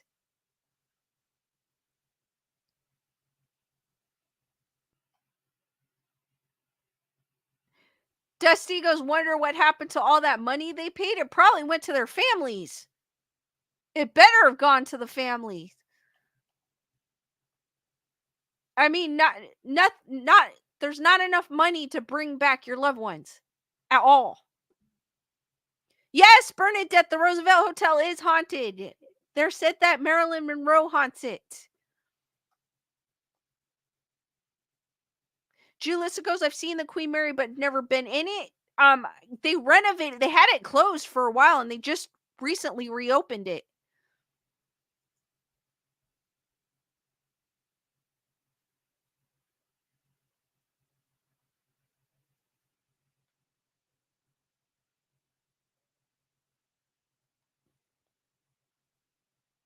Dusty Lane, I've never gone to the World War II Memorial in Honolulu. Too creepy. When I went to Hawaii, I was 8 years old. So I went to Pearl Harbor. And that's the last time I've ever went. Never went back. But I went to Pearl Harbor and I remember being there. But I was 8 years old. So it was a while ago when I went. Wake Shapeberry would like to stay at the Queen Mary. It's weird now that the Queen Mary, the Queen Mary hosts raves. They have raves there, and then you could stay at the hotel and then go to the rave. So that's kind of crazy how they have that now.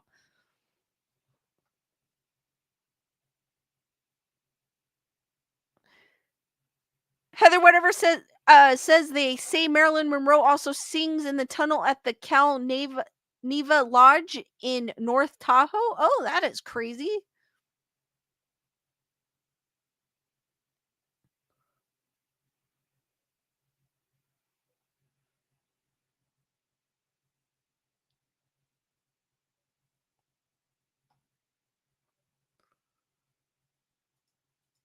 I stayed at the Queen Mary, but I was young and scared when I was there.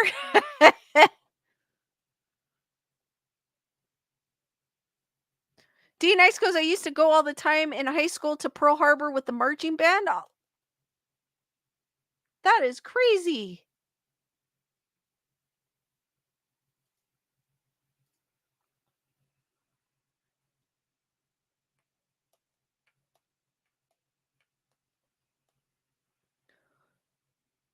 I'd like to go back to the Queen Mary one day and take the ghost tour. I think I took the ghost tour too when I was there the last time, years ago. Because I remember them talking about the girl, the sighting of the girl with the pool.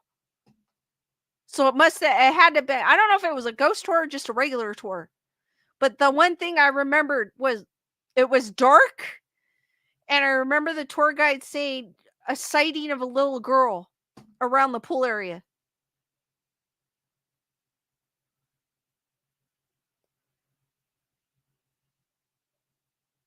I remember when I went to Pearl Harbor, I remember you could see the outlines of the ships.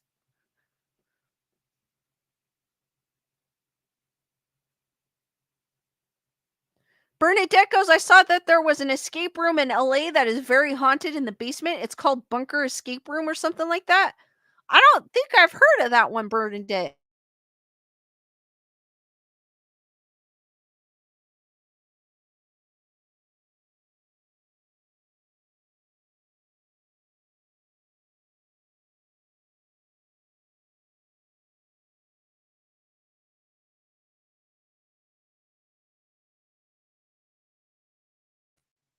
All right, I came back. There was a glitch. My camera went out for a second. I was like, oh, no, you don't.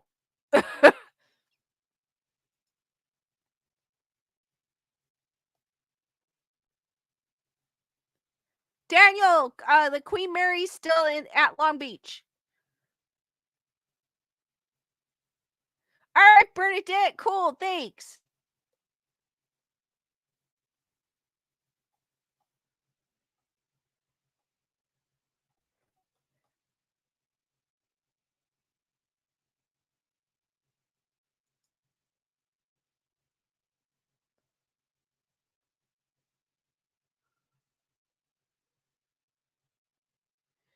Daniel goes, the boat in Sacramento had a known name. I just don't remember.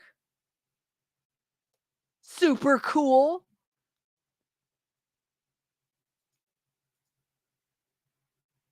No, the Queen Mary is a beautiful ship. Even walking in San Diego, how they have the big aircraft carrier. That's crazy. Walking by it and looking at it.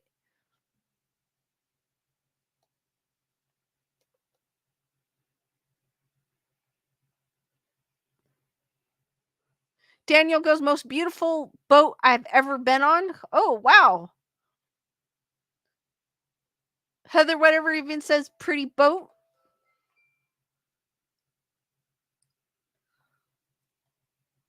D Nice goes Coronado. I still want to go to Coronado. I want to see the woman in black walking on the beach.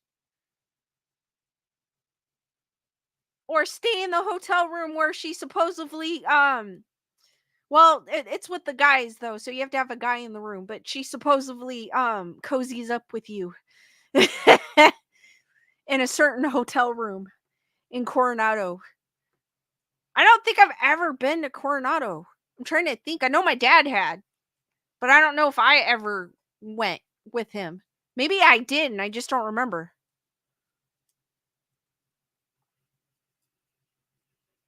Got it, Bernadette.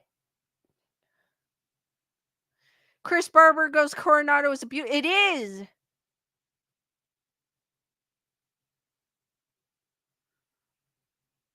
I always see it when we go to Comic Con because it's across the bay, and I'm like,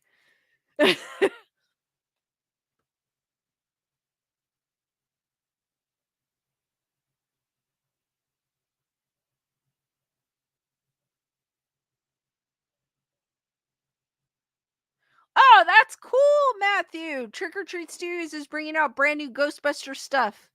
The signed Liberty Ghost Mask, Slimer, and Stay Puft stuff. That's cool. For the new movie, right? That is super cool.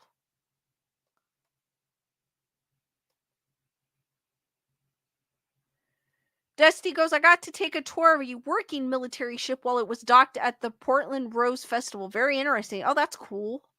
That is cool. I don't think I've ever. No, I never got to go on a ship.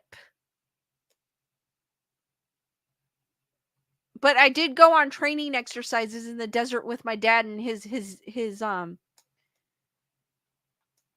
group. So that was kind of cool.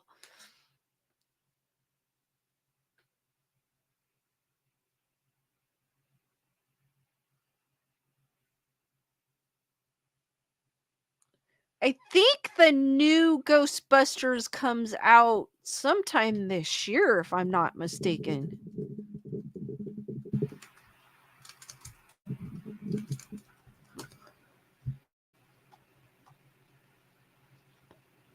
It says the release date is March 22nd, 2024 for Ghostbusters Frozen Empire.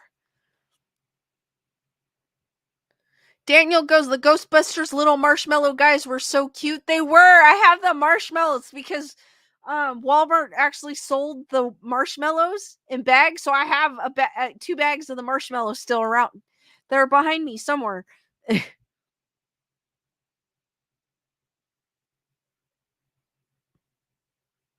Matthew goes, they bumped it from March 29th to the 22nd.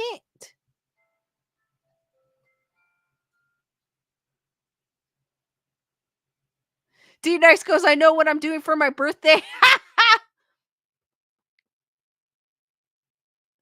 Wake Shape Bear goes, I never watched that kids reboot Ghostbusters movie. Was it any good? It was. I actually enjoyed it. It was good.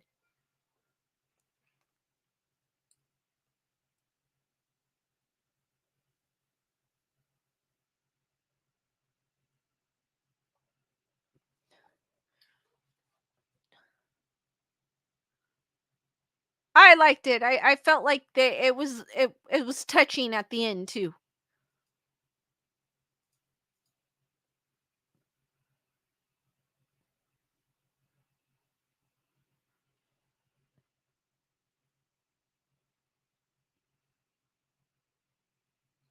Matthew goes, I want to see the new Ghostbusters for my birthday present.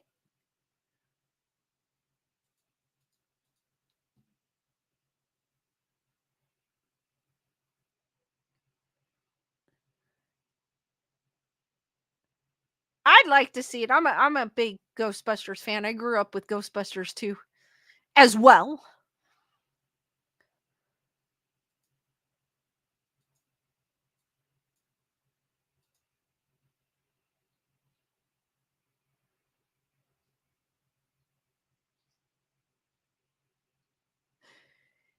Daniel goes, that ghost knock on my wall did scare me. I totally forgot about my coffee all this time. I never forget my coffee.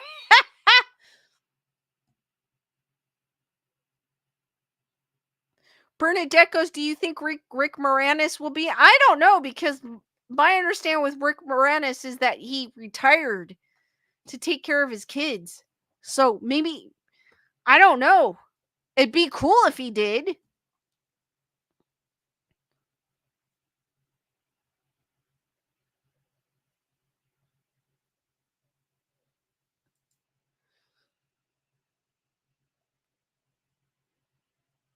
It'd be cool if he showed up. It'd be fitting.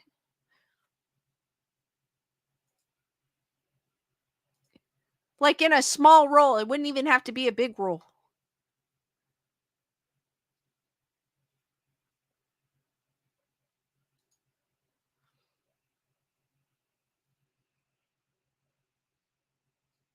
Got 3 people's birthdays in March.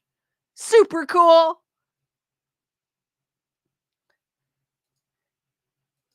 In the spring.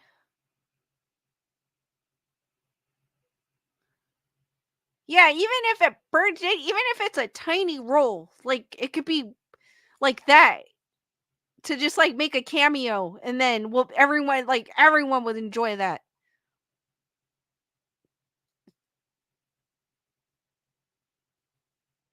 Oh, dang, that's crazy, guys. Your birthdays are so close.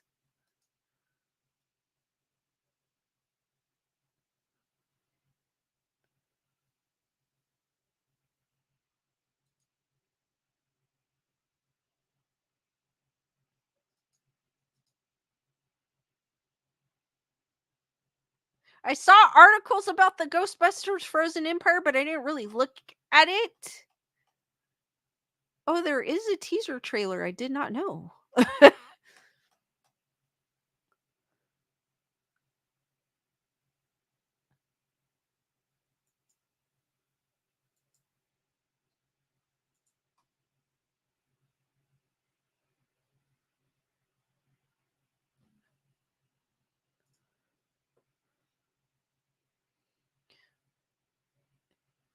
Matthew goes, he shares a birthday with Eric Clapton, John Aston Gomez, Adams, Vincent Van Gogh, and many more.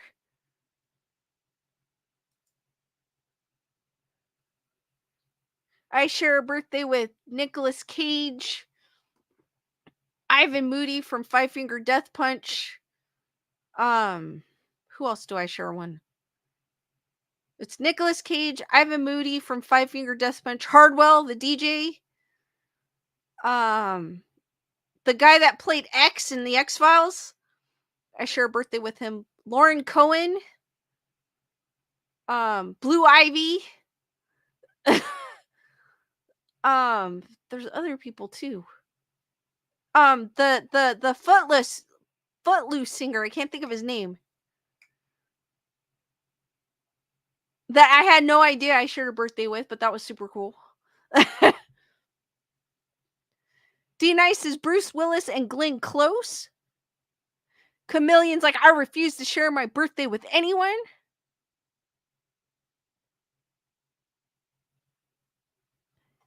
Daniel is a memorial baby. Wake Sheep Bear is March 18th. There's a lot of people born in March in the chat. No! Heather Weatherford, Kevin Bacon was in the movie Footloose, but the singer that wrote the song, or that, Kenny Loggins. There you go. Kenny Loggins. Footloose. Footloose. I actually saw that movie the other day because it's on Max. Julissa goes, my firstborn is March. Like, everybody, there's a lot of March birthdays.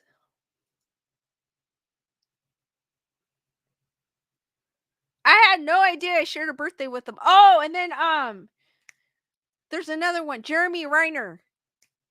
He's my birthday twin too.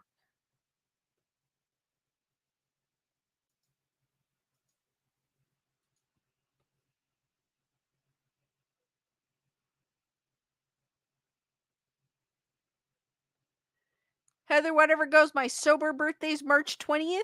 Cool.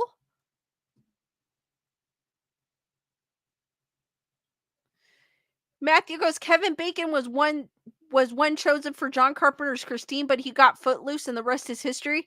I feel like the guy that the actor that they chose for Christine was perfect. I don't think I could see Kevin Bacon in that role. But he was perfect in Footloose.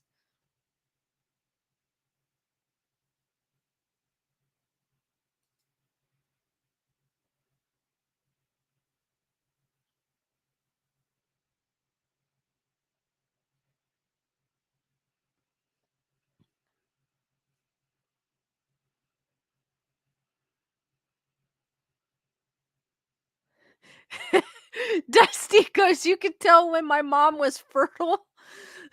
My siblings and I have the 22nd, 25th, 26th, and 27th. That is crazy.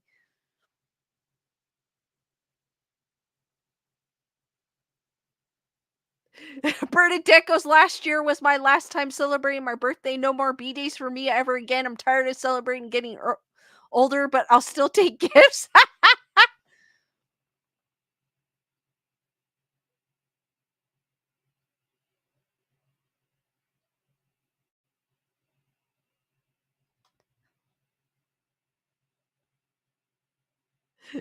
Daniel goes, a chicka, wow, wow.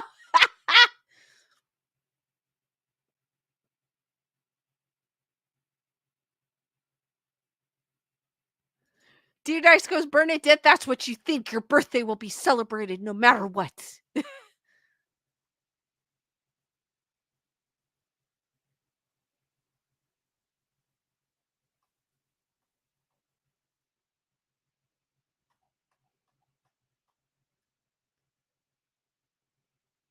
D Nice goes, are we doing comment karaoke again? Gunner Girl, what's up? All right, guys, you have any last minute questions before I end this stream? I hate to end, but this girl has to get up early in the morning.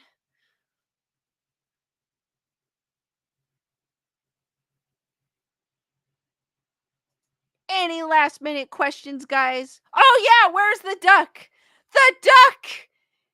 A lot of you got it. Is, wait a minute, hold on, I can't point.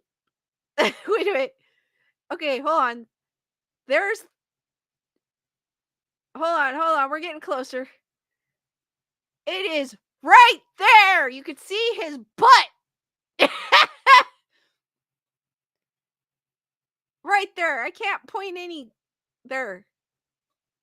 I have to kind of be, there you go.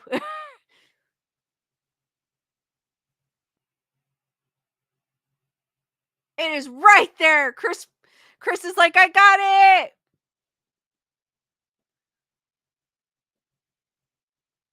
D Nice is like, oh, thank God.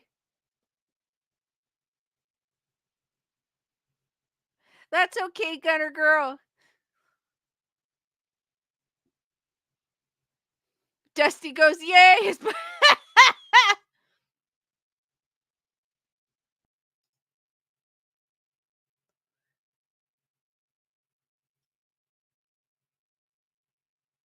Honey 2800 goes, my friend's kid thought the Footloose lyrics were geez Louise, cross your legs when you sneeze.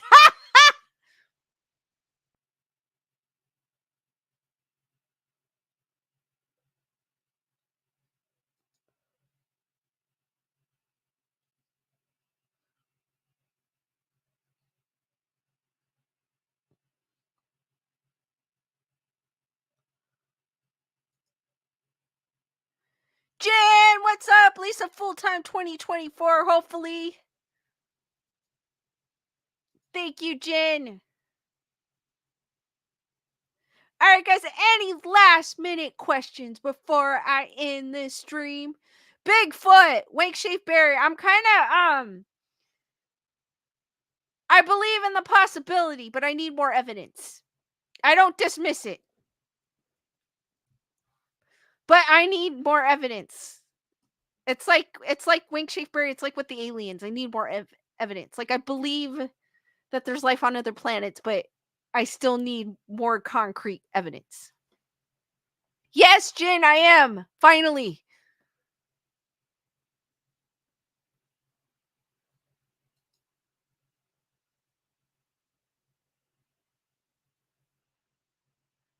I think, yeah, the beginning of this month is when I finally started feeling better.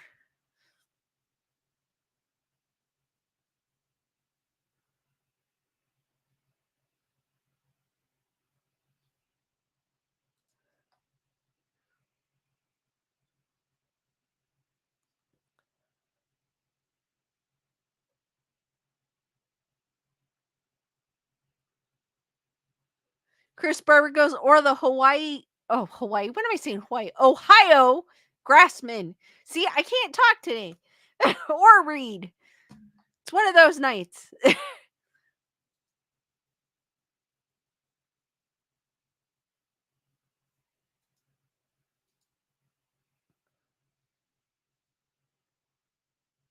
right, guys, I am going to end the stream here. I had a blast. Thank you for joining me. And don't forget, my next one will be Saturday at 8 p.m. Pacific Standard Time. Be there or be squared. If you do have a ghost story, an article, UFO story, an explained story you'd like to share, please email me at graysonreport13@gmail.com. You could send articles. You could send, if you find an interesting article, a jump scare video, whatever it may be. Email me at graysonreport13@gmail.com. And as I was saying, remember, I go live next Saturday at 8 p.m. Pacific Standard Time. Be there, be squared, stay spooky, guys. Thank you, guys, and good night. You guys are awesome. See you on the next one.